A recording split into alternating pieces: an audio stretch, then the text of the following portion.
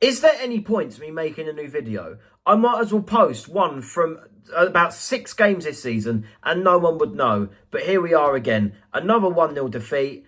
Welcome back to Palace Bad Mason. Hello everybody, welcome back to the channel. It is yet another defeat. 8 games, no win, 3 draws, 5 defeats. Full time at the City Ground, Nottingham Forest 1, Crystal Palace 0. We had to wait 16 days for that.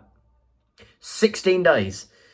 Woeful performance again. I think the only 2 players that can hold their heads high are Eze and Nketiah. To be honest with you, they were the ones that were forcing the saves out of Matt Sells. Brilliant performance from him, by the way. And I think it was just a contest of who's the best goalkeeper. And Dean Henderson today was a lot worse than Matt Sells. You know, I don't want to dig him out, massively, because, if it weren't for him against Manchester United, we'd have 2 points on the board rather than 3. Let's be perfectly clear here. But, unforgivable mistake for Chris Wood's goal. Of course, it had to be Chris Wood, yet again against Crystal Palace. And I do not know where we go from here. I genuinely do not know. I've genuinely thought we would get at least a point.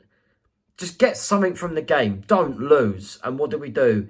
Look so naive and we feel sorry for ourselves for going 1-0 down again, and we show no urgency after that. Apart from one shot from Schlupp, who was brought on way too late, forces a save out of Sells, but apart from that, nothing whatsoever. Absolutely rubbish.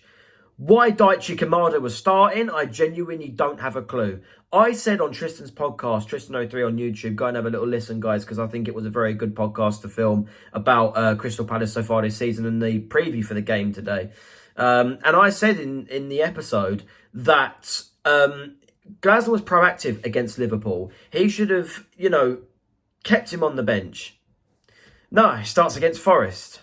And I said, if he plays him again and is as useless as he has been over the majority of the season so far, then he deserves to be criticised. And he was, so Glasner deserves to be criticised. If Roy Hodgson was manager, we'd be ripping into him. So we have to look at Oliver Glasner over the last couple of weeks.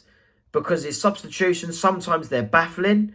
In other games, it might work out, but other games it doesn't.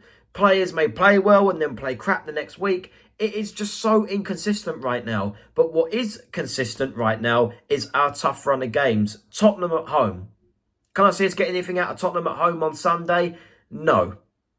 Is the simple answer. Not at all. I can't see us getting anything out of Tottenham at home.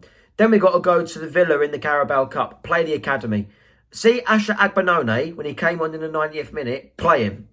Play him against Villa in the Carabao Cup. I don't care about it. I genuinely would rather see us get a couple of wins on the board.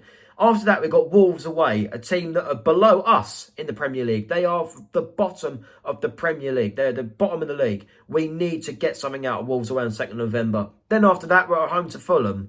A game that's a bit iffy as we speak, as I say, make this video right now. At what point are we going to progress as a football club, man? I genuinely, have no words yet again. Again, my man of the match, Eze and Nketiah. I genuinely am lost for words. At what point do we start getting worried as fans? Because I've seen so many Palace fans even still go on about last season. We're nowhere near the capabilities as we were last season. Nowhere near it. Go back to basics. Go back to the days under Frank de Boer where we were. I'm not saying sack Glasner like they did with Frank de Boer. But go back to basics. Play basic football. And stop making it the bloody Eze show every time we go forward. Because every team are double marking him now. Double mark him, it's okay because we've got no clinical players elsewhere. And Nketiah is not clinical enough. Mateta barely lifted a finger when he came on. Ismail Assar isn't getting the chances. He's getting the bloody Matthias Franca treatment. Not good enough.